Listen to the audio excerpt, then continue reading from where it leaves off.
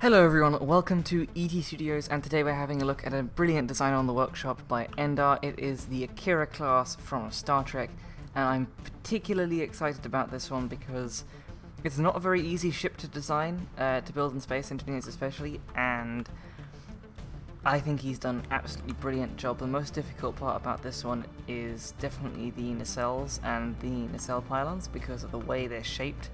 And I think he's done an absolutely brilliant job considering the limitations in the game, and he hasn't used any rotors or anything to make it, feel strange, because this game doesn't like rotors. So let's have a look on the inside. The B-roll shots I've got will be playing in the background here and there, but I really like it. It's a completely vanilla design, and there's a couple unique things about it that I really like. So let's hop inside through the rear airlock here on top behind the bridge. So walking straight up, we're into the bridge, and that has the main cockpit with the captain's seat, and then we have two control stations at the front and two at the rear, as well as a nice little window where you can see your three rocket launchers, or torpedo launchers I guess if it's a Star Trek ship. And out the front window you've got your 5 little escape pods, which are piston heads. I really like that little design. And then you've got your 2 Gatling guns, which would be phasers. Walking back downstairs, and we've got a couple different doors. This door leading to a corridor that goes along the outer edge of the ship, which is just downstairs there. And we've probably got some rooms around here. Yep. Some little crew quarters, which is quite nice. And then that's an automatic door. We've got a little cargo room with some plants. He's used DLC blocks in it, but he hasn't used the stairs, so you could probably paste this in without any issues, even though it's using DLC blocks. I like the use of the new railings here for the window. I really like these windows as well, because you can see outside the ship, but they're slightly indented, so less easy to hit from enemy fire. Then we've got our little engineering room down here, and this one he has used the DLC stairs on, but again you could just replace those if you don't have the DLC.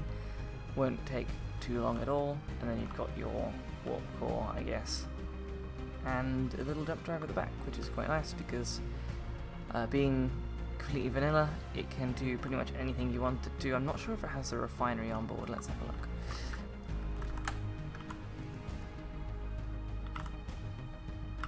It has 2 basic refineries and a full-on refinery. Okay, cool. So this is a proper ship that you could use in survival if you wanted to, as like a... okay, it's a bit overkill for a starter ship, but say you're doing a big survival server, you could build this up as you go, because I think it's a really cool, well-designed ship. Then we got into the warp core with all of our engineering access that we'd need. We can repair our reactors if they get damaged, and there's a couple of gyroscopes in here as well. And then let's head up. You've got just the opposite side of that, and coming upstairs we have a programmable block. Cool, so he's got obviously the airlock script and thing running, which is why the doors close behind us sometimes. And yep, so that's quite cool. So we've got the hangar bay as well, which I thought was quite cool, which also has an airlock. Enter the hangar bay, and you've got your 2 front doors over there, and you've got your 2 connectors. So you could have 2 small shuttles. Let's see if we can fit a shuttle. This is one of Perfect Blinky's Star Trek shuttles. I wonder if this will fit in here.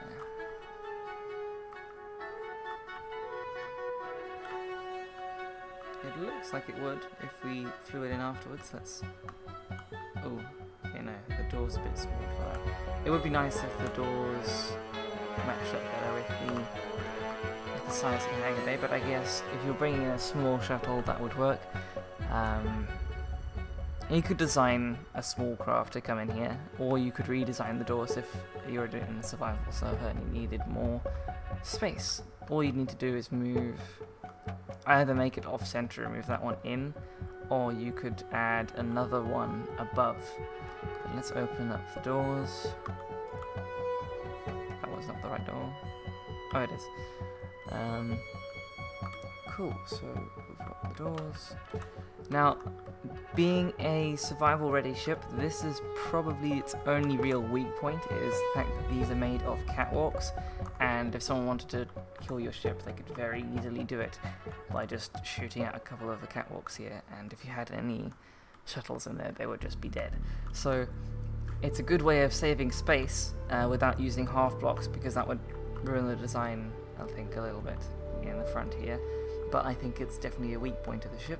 At the same time, if you have a modded server, you could just add shields, for example, or you could just swap them out for some kind of block in your modded list that would work there, or just make them half blocks and, you know, slightly damage the look of the ship. I don't think it would look too bad. Then we have our little weapons pod at the back here, which is quite nice with our little Gatling gun at the top, as well as 3 rocket launchers. Have we got any rear firing rocket launchers? Doesn't look like we do, which is fine by me, because then you would have to separate them when you're firing. You'd have to have a group of firing forward and a group of firing backwards, and this just allows you to fire all 3 forwards without having to group them up.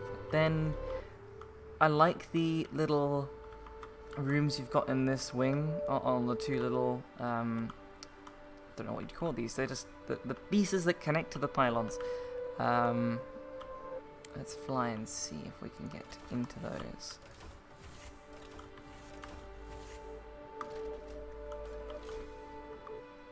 I think you probably can.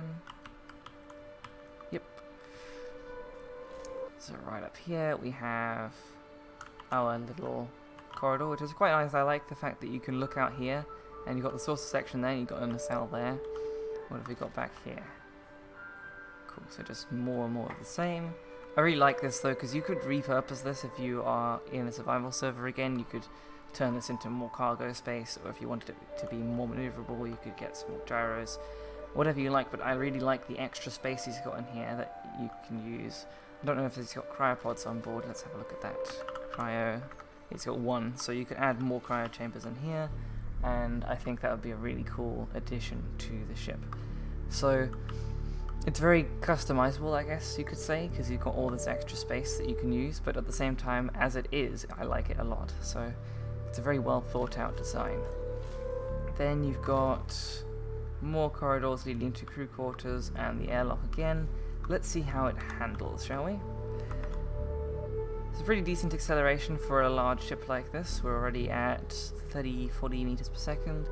And maneuverability, this is me just turning and using Q to rotate left.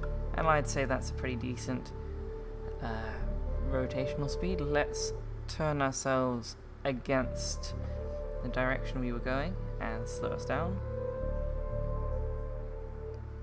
Alright, let's see deceleration in the same direction. So we'll accelerate to 100 and then we'll bring us back down. I doubt he's got that many thrusters facing rear as he does forward, although in the nacelles there you can see, I really like that, the glowing effect because of the thrusters inside, and he's painted the windows blue. I like that a lot. Alright, so we're at 100, let's slow down. Oh, okay, that's actually pretty decent deceleration considering it's such a large ship with no exposed thrusters facing forward, as far as I can see. He does have some on the bottom, but none on the top. Well, okay, actually he does have a couple on the top. Looks like it's not atmosphere capable, but the ship wasn't supposed to be, so that's fine. And I really like the escape pod designs with the piston heads. I think that's quite unique and a bit different. And then obviously you've got the registry, which is just a whole bunch of LCD screens, which are the transparent LCDs, because then you can see the texture behind it, obviously, and it doesn't break up the design too much. And he's just got the full registry of whatever ship this happened to be.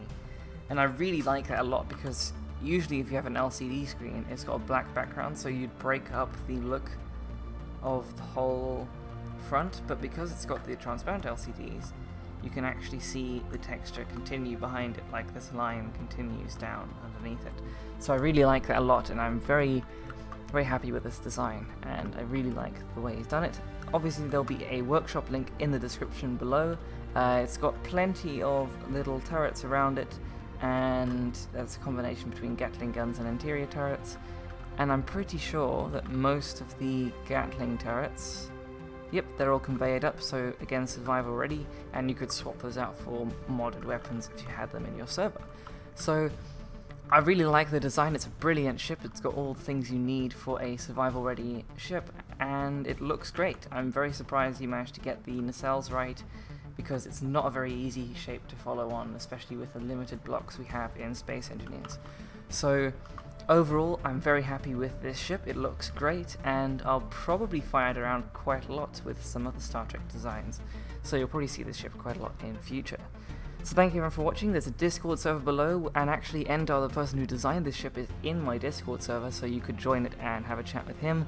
And obviously we do a couple events here and there in Space Engineers and other games, so if you like my content, please like and subscribe. I would greatly appreciate it. And otherwise, I'll see you in the next video. Thank you for watching, and goodbye.